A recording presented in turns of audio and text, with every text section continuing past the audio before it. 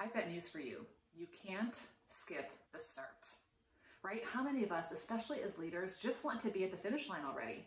It may be something related to personal growth. It may be a relationship, maybe your health, your weight.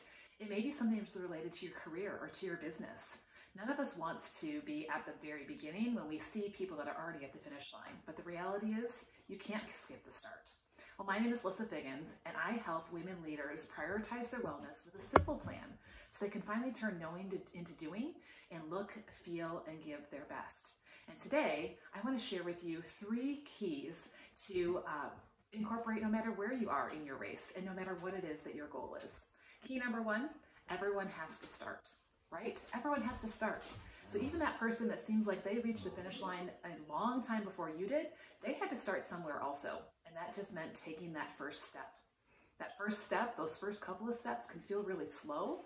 They can feel like you're not, things are kind of messy. You don't really have your feet underneath you. You don't really know what you're doing. Maybe you don't even feel fully ready. But that's okay, because by taking that first step, then you're going to move towards the finish line. If you never start, you're never going to finish, right?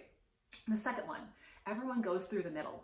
I was a middle school teacher. Do you remember those awkward years of pimples and braces and being left out of the group?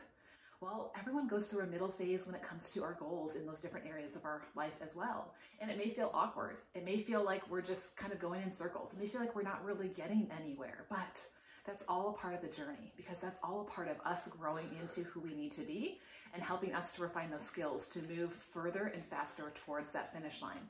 If you drop out of the race, you'll never finish. And number 3, everyone who doesn't quit finishes, right? You may not be the first person across the finish line. You may feel like the last person to cross the finish line. You may feel like that finish line, you can't even see where it is. But that's okay, because it's not about who gets there first. It's about not giving up on whatever that goal is that you had. And I'm pretty sure that that self that crossed that finish line is going to look back at the self at the beginning and say, thank you for starting. So are you tempted to skip the start? Are you tempted to just rush towards the end point and just cross the finish line to say that you did it? Well, just a reminder today that we all need to go back and enjoy and embrace those 3 different stages: the start, the middle, and the end. And the end is not truly the end, right? Because that's going to catapult us onto the next race.